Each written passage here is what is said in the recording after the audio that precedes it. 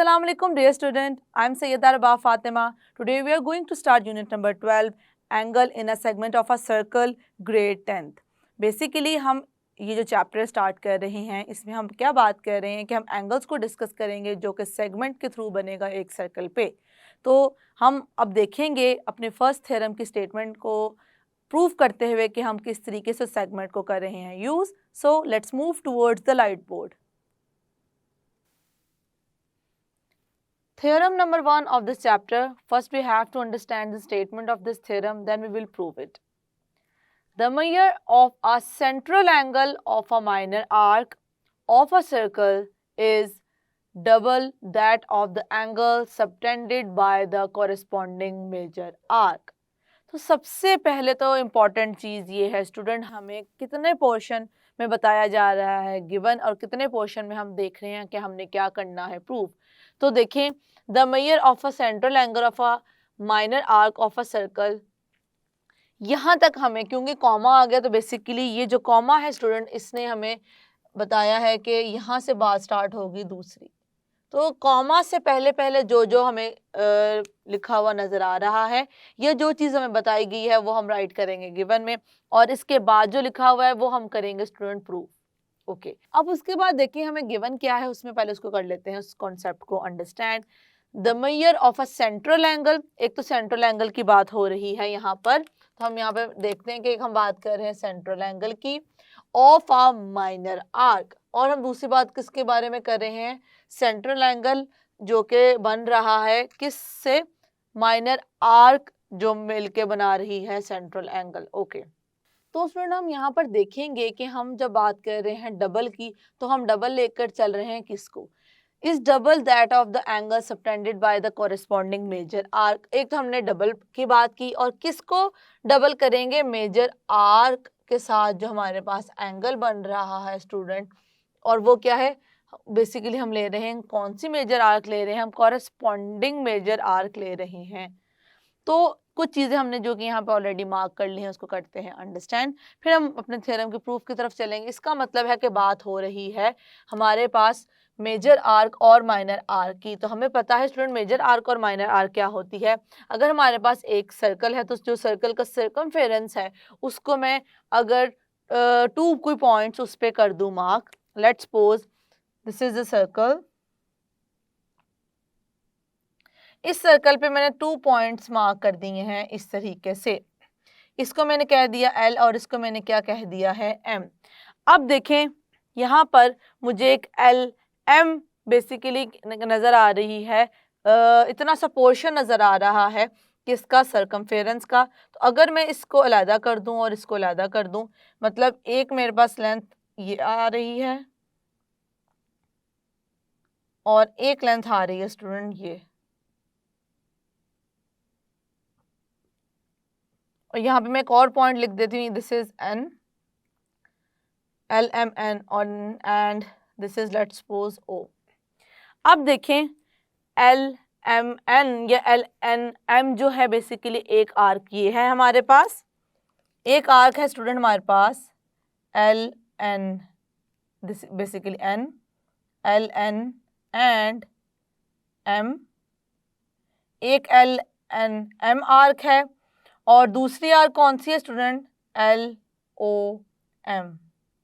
अब यहाँ पर देख सकते हैं हम कि जो LNM है वो है छोटी आर्क, और जो हमारे पास दूसरी आर्क है स्टूडेंट वो क्या है, हमारे पास बड़ी आर्क है। तो बेसिकली ये रिप्रेजेंट करेगी किसको, ये रिप्रेजेंट कर रही है student, this is representing the minor arc, और ये क्या कर रही है, ये कर रही है मेजर आर्क को। ओके, माइनर और मेजर आर्क था उसको हमने कर लिया है रिकॉल के हमारे पास माइनर आर्क और मेजर आर्क क्या होती है। उसके बाद सेंट्रल एंगल क्या है, एंगल आर्क जो एंगल मिलकर बनाएगी सेंटर के साथ, उससे हम उस एंगल को क्या कहेंगे, सेंट्रल एंगल। मतलब ऐसा एंगल जो सेंटर को यूज़ करते हुए बने उसे हम कहते हैं सेंट्रल एंगल। मैं अगर इसी जो मुझे नज़र आ रहा है सर्कल, एक इसका सेंटर मार्क कर देती हूँ, this one, let's suppose C is the centre of this circle. तो मैं अगर इसको ये जो L और M पॉइंटर से कर देती हूँ जॉइंट स्टूडेंट, यहाँ पे मुझे एंगल नज़र आ रहा है ये एंगल, और ये एंगल, ये दोनों ही एंगल वो हैं जो कि हमारे पास बन रहे हैं सेंटर के साथ। Both are the central angles. तो हम ऑब्वियसली देखेंगे कि हम किस आर्क का एंगल देख रहे हैं। तो अगर मैं माइनर आर्क का एंगल देखूं सेंटर के साथ तो वो बन रहा है ये, और मैं अगर मेजर आर्क के साथ देखूं क्या एंगल बन रहा है, वो एंगल बन रहा है स्टूडेंट ये। तो इस तरीके से हमें नजर आया कि सेंट्रल, अगर हमें पता हो तो हम सेंट्रल एंगल को किस तरीके से आइडेंटिफाई कर सकते हैं उस आर्क के लिहाज से कि हम किस आर्क के साथ उसका ले रहे हैं एंगल। ओके, ये अब हमने वो सारी चीजें थोड़ी सी रिकॉल कर ली हैं जो कि यहाँ पे हम स्टेटमेंट में कर रहे हैं यूज। तो स्टूडेंट हम क्या बात कर रहे हैं, हमने स्टेटमेंट में देखा कि हमें गिवन है कि जो हमारे पास माइनर आर्क सेंटर के साथ एंगल बना रही है वो क्या होगा, डबल होगा। किस एंगल के साथ हम उसको रिलेट कर रहे हैं, is double that of the angle subtended by the corresponding major arc. Major arc पे जो एंगल बन रहा है इन्हीं पॉइंट्स को यूज करते हुए स्टूडेंट, अब बेसिकली हमने यही दो पॉइंट लिए हैं, इसको पहले सेंटर के साथ ज्वाइन किया है, फिर यही दो पॉइंट लिए उनको ज्वाइन कर दिया सर्कमफेरेंस के साथ पॉइंट बी पे। अब एक एंगल हमारे पास ये आ गया, एक एंगल आ गया ये, इसको मैं आपको थोड़ा सा सेपरेटली ड्रॉ करके दिखा देती हूँ ताकि कोई कंफ्यूजन ना रहे कि हमारे पास ये इस तरीके से एक है सर्कल। हम जो बात कर रहे हैं उसको समझना और क्लैरिफाई करना बहुत ज़रूरी है। अगर मैं सिर्फ ए और सी यहाँ पे मार्क कर रही हूँ, यहाँ पे कर देती हूँ बी, तो स्टूडेंट देखिए मैंने सेंटर को ए के साथ और सी के साथ ज्वाइन किया तो एक एंगल बन रहा है ये एंगल आ गया हमारे पास। और दूसरा मैं एंगल बात कर रही हूँ, इन्हीं दोनों को यूज कर, इन दोनों को मैंने अब किस पॉइंट ओ था, ओ से ज्वाइन करने की बजाय किया बी से ज्वाइन। तो जैसे मैंने बी से ज्वाइन किया एक और मुझे एंगल नजर आया यहाँ पर। तो बेसिकली अब मैं देख सकती हूँ कि हम जिस एंगल को लेकर चल रहे हैं, जिस एंगल की हम बात कर रहे हैं स्टूडेंट, ये वाला एंगल इस एंगल से हमें नजर भी आ रहा है बड़ा। ये इन दोनों को ही हमने प्रूव करना है कि this is the bigger one and this is the smaller one. और बेसिकली कितना बिगर है, डबल है, this is double of the this one. इस एंगल का ये क्या है, डबल है हमारे पास, और ये बन रहा है मेजर आर्क के ऊपर, और ये माइनर आर्क बना रही है सेंटर के साथ एंगल। तो आई होप कि हमने जो यहाँ पे प्रूव करना है वो आपको हो चुका है क्लियर के ए ओ सी जो है वो क्या है, डबल है ए बी सी एंगल का। आई होप कि ये पॉइंट आपको क्लियर हो चुका है। ओके, अब अगर ये फिगर आपको और ये चीज़ समझ में आ गई है कि हमने प्रूव क्या करना है, तो अब हम गिवन और बाकी चीज़ों को मेंशन कर देते हैं और फिर इसको करते हैं continue. So I am going to write given over here. Given में हम मेंशन कर देंगे कि हमें क्या क्या चीज़ बताई गई है। तो हमें एक सर्कल गिवन है और जिस तरीके से माइनर और मेजर आर्क को हमने करना है यहाँ पर deal. A C is an arc of a circle with center O, with center O, और इसके साथ हमारे पास क्या गिवन है वेयर एज। अब हमने बेसिकली दोनों एंगल्स के बारे में स्टूडेंट बताना है कि हम कौन से दो एंगल्स को यहाँ पर करने जा रहे हैं mention. Whereas angle AOC is the central angle, is the central angle। तो स्टूडेंट हमारे पास AOC क्या है, हमारे पास सेंट्रल एंगल है, और दूसरा कौन सा है एंड ABC जो कि ये एंगल है अंदर वाला, is the circum angle.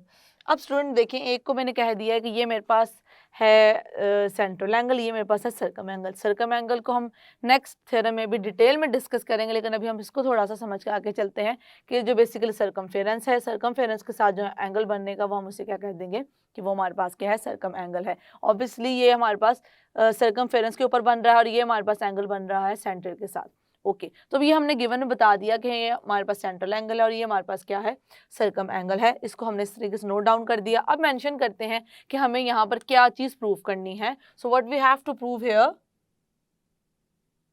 To prove हमें क्या करना है, डबल प्रूव करना है। तो मैं उसी को यहाँ पर इक्वेशन को यहाँ पे लिखूंगी, मेजर एंगल AOC क्या होगा, is the double of the angle ABC। ये चीज़ मुझे यहाँ पर प्रूफ करनी है। अब हमने कंस्ट्रक्शन क्या की है स्टूडेंट, वो मैं करने जा रही हूँ यहाँ पर मेंशन।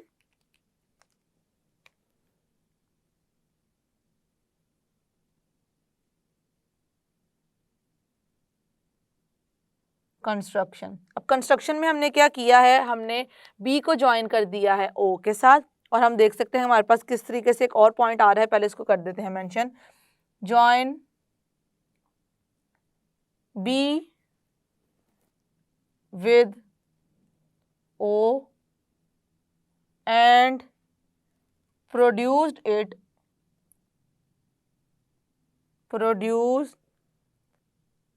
और इस हमने क्या किया, इसको ज्वाइन किया और फिर इसको किया आगे प्रोड्यूस, कहाँ तक, प्रोड्यूस इट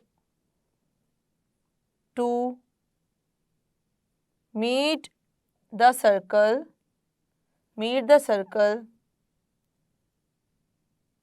एट डी। हमने देखा किस तरीके से हमने उसको प्रोड्यूस किया और वो कहाँ पे सर्कल पे मीट कर रहा है, पॉइंट डी पे मीट कर रहा है। उसके बाद हम क्या करेंगे, उसके बाद जो हमारे पास एंगल्स हैं उनको हम यहाँ पर कर देंगे मेंशन। मैं करने जा रही हूँ इस तरीके से यहाँ पर इसको राइट। यस स्टूडेंट, मैं यहाँ पे कंस्ट्रक्शन के रिमेनिंग जो हैं पॉइंट्स लिख रही हूँ। राइट एंगल्स, कौन कौन से एंगल्स हमने लिए हैं, 1 2 3 4 5 and 6, 5 and 6 as shown in the figure। अब ये हम क्या करने जा रहे हैं स्टूडेंट, हमने ये यहाँ पे मेंशन कर दिए जो जो एंगल्स हम यूज़ कर रहे हैं अपने इस रिजल्ट को प्रूव करने के लिए। तो अब एक दो चीज़ें हैं जो मैं प्रूफ स्टार्ट करने से पहले आपको बता दूं, फिर हम अपने प्रूफ की तरफ चलते हैं कि हम इसको बेसिकली कैसे प्रूव करेंगे स्टूडेंट। तो ये समझना बहुत ज़्यादा ज़रूरी है। उसके लिए मैं सबसे पहले क्या करूँगी, एक यहाँ पर करती हूँ ड्रॉ ट्राइंगल। अब स्टूडेंट्स इस ट्रायंगल में समझिएगा, एक एंगल हमारे पास ये है और ये है। मैं कह देती हूँ let's suppose this is the angle alpha, beta and gamma. ये मेरे पास 3 एंगल्स हैं जो कि क्या है, इंटीरियर एंगल्स हैं। हम कोई भी नाम दे सकते हैं, अगर इन नेम से अगर आपको होती है कोई भी कंफ्यूजन तो आप ABC भी राइट कर सकते हैं स्टूडेंट। ये क्या है, अल्फा बीटा गामा क्या है, इंटीरियर एंगल्स हैं, इंटीरियर एंगल्स हैं। अब मैं ड्रॉ करने जा रही हूँ एक्सटीरियर एंगल्स, इन्हीं साइड को यूज करते हुए। एक एंगल बनेगा ये, एक एंगल मैं बना लेती हूँ कुछ ऐसे और एक मैं एंगल बना लेती हूँ ये। अब मैं यहाँ पर भी स्टूडेंट कर देती हूँ यहाँ पर नेम राइट, इनको मैं कह देती हूँ ये मेरे पास क्या है, this is A B and C। और यहाँ पे मैं लिखने लगी हूँ ABC क्या है हमारे पास, एक्सटीरियर एंगल्स है। अब मैं ये चीज़ यहाँ पे मेंशन क्यों कर रही हूँ, हम इस चीज़ को क्यों डिस्कस कर रहे हैं स्टूडेंट, उसको अभी समझते हैं। एक्सटीरियर एंगल्स, अब हम बेसिकली इंटीरियर एक्सटीरियर एंगल का जो रिलेशन है उसको करने जा रहे हैं। रिकॉल, हमें पता है कि एक्सटीरियर एंगल जो है वो इक्वल होता है ऑपोजिट इंटीरियर एंगल्स के। तो मैं यहाँ पर क्या राइट कर सकती हूँ, ए के लिए मैं यहाँ पे राइट कर सकती हूँ स्टूडेंट कि मेरे पास जो एंगल ए है जो कि बेसिकली क्या है, एक्सटीरियर है, वो किसके इक्वल होगा, मेजर एंगल ए इक्वल होगा major angle alpha plus major angle gamma. इसी तरीके से मैं बी के लिए भी राइट कर सकती हूँ, इसी तरीके से मैं राइट कर सकती हूँ सी एंगल के लिए भी। तो क्या बन जाएगा, बी के लिए स्टूडेंट हमारे पास आ जाएगा, अब बी ये है, बी के ऑपोजिट बन रहे हैं alpha and gamma, alpha and beta, alpha plus beta. और सी के लिए क्या बने, opposite side, opposite internal angles ये वाले हैं, तो ये आ जाएंगे major angle beta plus major angle gamma. तो बेसिकली जो मैंने यहाँ पर ये आपको राइट करके दिखाए हैं, इनका रीज़न क्या है, मैंने बेसिकली ये बताया कि हमारे पास इंटीरियर और एक्सटीरियर एंगल आपस में रिलेट कैसे करते हैं। तो ये रिलेशन बहुत इंपॉर्टेंट है क्योंकि ये रिलेशन हम वहाँ पर यूज़ करेंगे स्टूडेंट प्रूफ करने के लिए अपनी स्टेटमेंट को। तो ये याद रखिएगा, एक्सटीरियर एंगल इक्वल होता है ऑपोजिट टू इंटीरियर एंगल के सम के। यहाँ पे देखिए हमने सम लिया है इनका। तो ये एक तो हम ये चीज़ यहाँ पर कर रहे हैं यूज़ इसको प्रूफ करने के लिए। अब हम क्या करेंगे स्टूडेंट, हम इन दो ट्रायंगल्स को डिस्कस करेंगे कि आपस में इन दोनों ट्रायंगल्स को ले लेंगे और इन पे डिस्कशन करते हुए हम अपने स्टेटमेंट को प्रूफ करेंगे। और एक और चीज़ जो हम रिकॉल कर लें कि अगर हम ट्रायंगल लें, ट्रायंगल में दो साइड्स हमारे पास, हम प्रूव कर दें कि इक्वल हैं, तो उन इक्वल साइड्स की ऑपोजिट जो एंगल्स होंगे वो भी इक्वल होंगे, क्योंकि ये बात हम किसकी कर रहे हैं, हम बात कर रहे हैं आइसोसेलेस ट्रायंगल की। आइसोसेलेस ट्रायंगल में टू साइड्स हमारे पास इक्वल होती हैं और उन टू साइड्स के जो ऑपोजिट हमारे पास एंगल्स होते हैं वो भी क्या होते हैं, इक्वल होते हैं। यस स्टूडेंट, अब हम स्टार्ट करने लगे हैं अपने प्रूफ को। जो चीज़ें हमने अभी डिस्कस की हैं उनको अभी हम करेंगे यहाँ पर अप्लाई।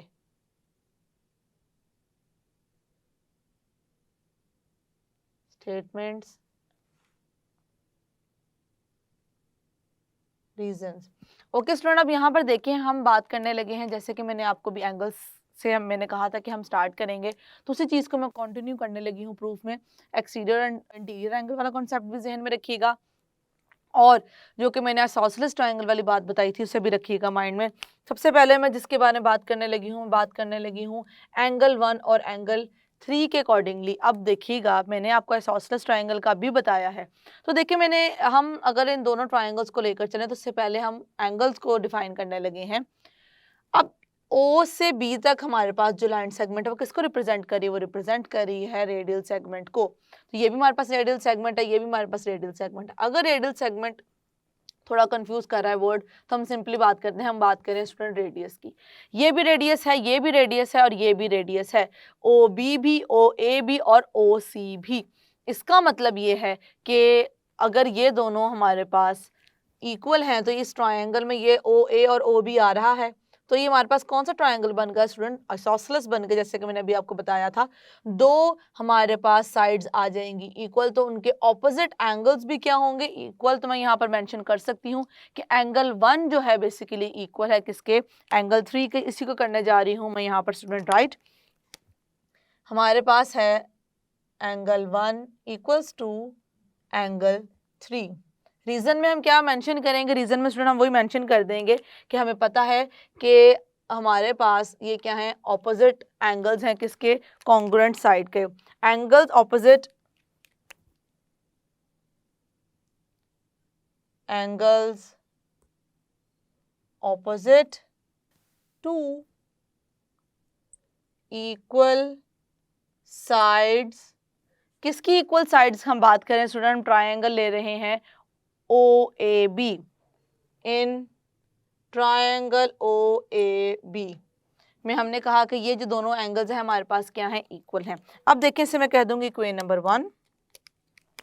इसके बाद मैं एक और राइट कर सकती हूँ, जैसे कि मैंने आपको अभी उसका बताया भी है, एंगल 2 एंड एंगल 4। जिस रीजन से हमारे पास 1 और 3 इक्वल है, सेम रीजन हमारे पास है 2 और 4 के इक्वल होने का भी। 2 इक्वल्स टू 4, रीजन वही लिखेंगे स्टूडेंट जो कि अभी हमने यहाँ मेंशन किया है।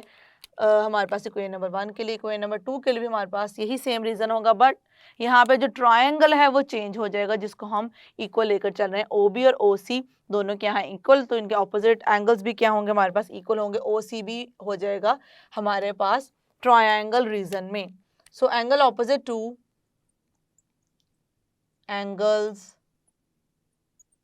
Opposite to equal sides in triangle O। अभी हमने क्या लिया था, ओ ए बी लिया था, अब हम ले रहे हैं ओ बी सी। ओके, हम ये मेरे पास आ गई इक्वेशन नंबर 1, ये आ गई इक्वेशन नंबर 2। इसको मैंने इसके इक्वल कह दिया, इसको मैंने कह दिया इसके इक्वल। आगे फर्दर हम देखते हैं कि किस तरीके से मैं 5 को राइट कर सकती हूँ 1 और 3 में, 6 को राइट कर सकती हूँ 4 और 2 की फॉर्म में, जो कि मैंने आपको एक्सटीरियर एंगल्स के बारे में बताते हुए स्टूडेंट बताया था। अब देखें ये एक ट्रायंगल है और ये इस ट्रायंगल में 1 2 3 हमारे पास एंगल है। अब यहाँ पे इस पॉइंट पे जो एंगल बन रहा है इसके ऑपोजिट टू इंटीरियर एंगल्स में देखूं तो एंगल 5 इक्वल होगा इन दोनों के सम के। इसी तरीके से एंगल 6 स्टूडेंट जो हमारे पास है वो इक्वल होगा इन दोनों एंगल्स के सम के, क्योंकि ये इंटरनल एंगल्स हैं हमारे पास बेसिकली ऑपोजिट। और ये जो ओ स्टूडेंट ये सेंटर को रिप्रेजेंट कर रहा है किसी एंगल को नहीं, तो ये छोटे से पॉइंट की वजह से कंफ्यूज ना हो जाइएगा। अब मैं इसको यहाँ पर करने जा रही हूँ student mention. Now I can write it as Meyer angle 5 equals to Meyer angle 1 plus Meyer angle 3. इससे मैं कह दूंगी इक्वेशन नंबर 3 और हम दूसरी भी राइट कर देते फिर दोनों का रीजन एक साथ लिख लेंगे.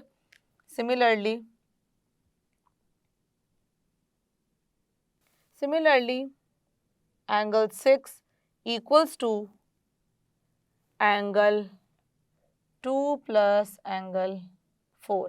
इसे मैं कह दूंगी इक्वेशन नंबर 4. 1 2 3 4 हमारे पास 4 इक्वेशन हम देख रहे हैं. हम इक्वेशन कैसे बना रहे हैं अपने कॉन्सेप्ट्स को यूज करते हुए. अब मैं रीजन यहाँ पे लिखने लगी हूँ. एक्सटर्नल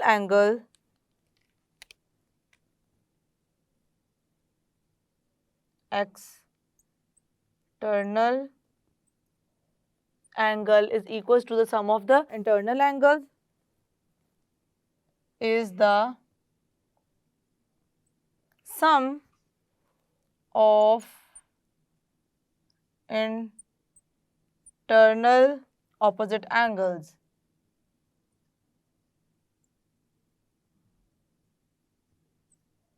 ये हमारे पास दोनों के लिए क्या रहेगा, सेम रीजन रहेगा स्टूडेंट. तो मैंने यहाँ पर कर दिया है मेंशन. अब इक्वेशन नंबर 1 2 3 4 मैंने कर दिया है राइट. आप आगे फर्दर देखें हम किस तरीके से इनको रिलेट कर सकते हैं. अब देखें मैंने कहा है कि 1 जो है वो इक्वल है 3 के और 2 इक्वल है 4 के. तो अगर मैं इक्वेशन नंबर 3 में दोनों को कर देती हूँ सेम. यहाँ मतलब मैं यहाँ 1 है तो यहाँ 3 की जगह लिख दूँ 1 1 1 में ले आऊँ या इसको मैं ले आऊँ 3 3 में. तो ये क्या हो जाएगा 2. अगर 1 में लाऊंगी तो 2 दफ़ा 1 लिखा होगा एंगल तो वो हो जाएगा 2 टाइम्स एंगल 1. 3 में लिखूंगी तो हो जाएगा 2 टाइम्स एंगल 3. इसी तरीके से क्योंकि ये दोनों आपस में इक्वल हैं तो मैं यहाँ पे अगर 2 2 कर दूँ तो ये क्या आ जाएगा 2 टाइम्स एंगल 2 या 4 4 कर दूँ तो आ जाएगा 2 टाइम्स एंगल 4.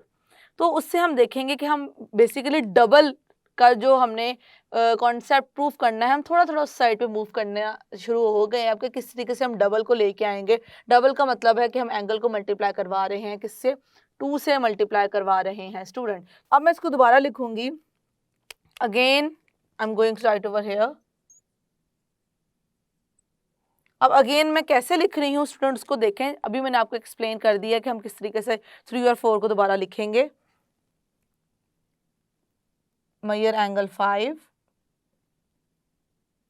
एंगल 5 को अब मैं कैसे लिख रही हूँ. सबसे पहले ये देखें Meyer angle 3 plus Meyer angle 3. अब 3 3 लिखा है तो मैं इसको क्या लिख सकती हूँ 2 टाइम्स Meyer angle 3. ये मैंने मेंशन कर दिया स्टूडेंट. ओके इसको क्या कह दिया इक्वेशन नंबर 5 कह दिया इसको. This is equation number 5. अब ये सेम काम मैं करने जा रही हूँ एंगल 6 के साथ. तो वो हम इसको यहाँ पर राइट करके फिर आगे करते हैं move.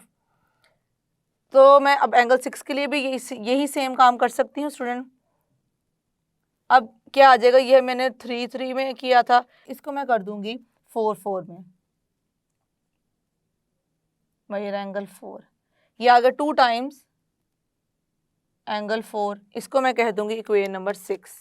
This is 5 and this is 6. अब यहाँ पर हम राइट कर चुके हैं इन दोनों इक्वेशन को. ये हम बेसिकली इसके लिए राइट कर रहे हैं कि हम ये लिया है. उसके बाद हमने बात की है इसके बारे में. अब देखें student equation number 1 equation number 2 equation number 3 equation number 4 and equation number 5 and 6. जैसे कि मैंने कहा था कि हम उस तरीके से इसको कर चुके हैं मेंशन. फर्दर मैं इसको कंटिन्यू करने लगी हूँ स्टूडेंट इस साइड पे. ज़रा यहाँ पर हम इसको कर लेते हैं अंडरस्टैंड. अब यहाँ इसको हम करेंगे कंटिन्यू. तो उससे पहले तो इनके रीज़न लिख देते हैं स्टूडेंट कि यहाँ पे हमने किस किस को यूज़ किया था. 1 और 3 को किया था. इसके लिए यूजिंग 1 एंड 3 और इसके लिए हमने क्या किया है 1 2 और 4 को यूजिंग 2 एंड 4. अब ये करने के बाद मैं क्या कर रही हूँ. अब मैं फिगर से देख के ये चीज़ राइट कर सकती हूँ. देन फ्रॉम फिगर अब मैं फिगर को देख के स्टूडेंट यहाँ पर क्या राइट कर सकती हूँ उसको ज़रा समझने की कोशिश कीजिएगा। यहाँ पे हमने कह दिया है कि जो एंगल 5 है वो बेसिकली क्या है, डबल ऑफ एंगल 3। ये जो एंगल बन रहा है, ये वाला एंगल, इस एंगल का क्या है, ये डबल है इसका। और इसके बाद हमने देखा 6 बेसिकली क्या आ जाएगा, 6 कैसे आएगा अगर मैं डबल कर दूं इस एंगल को, और ये कैसे आएगा अगर मैं डबल कर दूं इस एंगल को। तो अगर मैं इन दोनों को आपस में कंबाइन कर दूं और इनको भी आपस में कंबाइन कर दूं तो हमारे पास कौन सा रिलेशन आएगा, वो बेसिकली वो फाइनली हम उस पॉइंट तक मूव कर जाएंगे कि जो हमने बात को प्रूव करना था। अब इसी को मैं करने जा रही हूँ यहाँ पर राइट के हम क्या कर रहे हैं, हम इन दोनों को कर रहे हैं ऐड। तो हम इसको यहाँ पर मेंशन कर देते हैं, which implies that angle 5 plus angle 6 equals to double of angle 3 plus double of angle 4। अब मैं यहाँ पर इसका रीज़न मेंशन कर दूंगी स्टूडेंट। रीज़न क्या है, हमने क्या किया है, ऐड किया है 5 और 6 को, एडिंग 5 एंड 6 इक्वेशन। ओके, उसके बाद देखें इनको ऐड करने के बाद अब इस साइड पे ज़रा फोकस करें स्टूडेंट। ये वाली साइड जो है हमारे पास 5 और 6 को जैसे ही मैंने प्लस किया, ये कौन सा एंगल बन गया है, ये एंगल बन गया है AOC। 5-6 को हम प्लस कर रहे हैं तो एंगल कौन सा बन जाएगा, मेरे पास एंगल आ जाएगा एंगल मेजर एंगल AOC। इसको मैं यहाँ पर करने जा रही हूँ mention, which implies that this is major angle AOC। और ज़रा इस साइड पे देखते हैं हमारे पास क्या आ जाएगा, 2 दोनों में से आ जाएगा कॉमन, तो ये आ जाएगा major angle 3 plus major angle 4। तो जैसे ये मैंने इसको इस फॉर्म में लिखा स्टूडेंट, देखें अब क्योंकि इन दोनों को कंबाइन करने से AOC आ गया था, इन दोनों को कंबाइन करने से क्या आ जाएगा, एंगल ABC आ जाएगा। तो बेसिकली मैं यहाँ पर राइट कर दूंगी एंगल ABC। तो क्या मुझे यही प्रूव नहीं करना था स्टूडेंट? यस स्टूडेंट, मुझे यही इक्वेशन को प्रूव करना था। अब मैं इसको यहाँ पे प्रॉपर्ली राइट कर देती हूँ कि हमारे पास ये क्या आ गया, major angle AOC equals to double of angle ABC। Yes student, we have done with this proof. अब इसको मैं कंक्लूड करके एक स्टेटमेंट में आपको समझा देती हूँ कि इस थ्योरम का क्या मतलब है। इस थ्योरम में आज हमने ये पढ़ा है, अब ये एंगल बन रहा है सर्कमफेरेंस के ऊपर, ये है सर्कम एंगल, ये है सेंट्रल एंगल। हमने ये प्रूफ किया है, ये आपने थ्योरम में मेंशन नहीं करना, मैं आपको सिर्फ बता रही हूँ क्योंकि नेक्स्ट जो थ्योरम प्रूफ करेंगे उसमें हमें स्टेटमेंट बहुत ज़्यादा हेल्पफुल रहेगी। तो स्टेटमेंट को यहाँ पर राइट करना ज़रूरी है। स्टेटमेंट हमें ये बता रही है स्टूडेंट कि हमारे पास जो है ये कौन सा एंगल है, सेंट्रल एंगल है। Central angle is the double of circum angle. ये इंपॉर्टेंट बेसिकली कॉन्क्लूजन है जो कि हमने इस थ्योरम को प्रूव करने के बाद ड्रॉ किया है कि जो हमारे पास सेंट्रल एंगल है स्टूडेंट वो क्या है, डबल है सर्कम एंगल के लिए। तो ये स्टेटमेंट मैंने बेसिकली क्या किया, समराइज कर दिया इस पूरे थ्योरम के प्रूफ को, इसकी पूरी स्टेटमेंट को। कुछ याद रखने की जरूरत नहीं, सिर्फ ये स्टेटमेंट जहन में रखें कि हमेशा हमारे पास जो सेंट्रल एंगल है वो सर्कम एंगल के क्या होगा, डबल होगा, जब हमारे पास इस तरह से कंडीशन गिवन होगी। तो आई होप कि हमने जिस तरीके से इसको प्रूव किया है आपको समझ में आ गया, और इस स्टेटमेंट को बस हमेशा रखें अपने जहन में। That's it. यस स्टूडेंट, हमने जो आज थ्योरम प्रूव किया है उसके थ्रू जो हमने एक शॉर्ट फॉर्म में इसकी स्टेटमेंट याद रखनी है वो क्या है, central angle is the double of circum angle. ये हमारे पास रिजल्ट बहुत ही इंपॉर्टेंट है, और स्पेशली जब हम नेक्स्ट थ्योरम को करेंगे प्रूव, हम इसको यूज़ करेंगे और ये बेसिकली प्ले करेगा एक main role. So I hope कि आज का जो हमने थ्योरम प्रूव किया है वो आपको हो चुका है clear. See you in the next lecture. अल्लाह हाफिज़।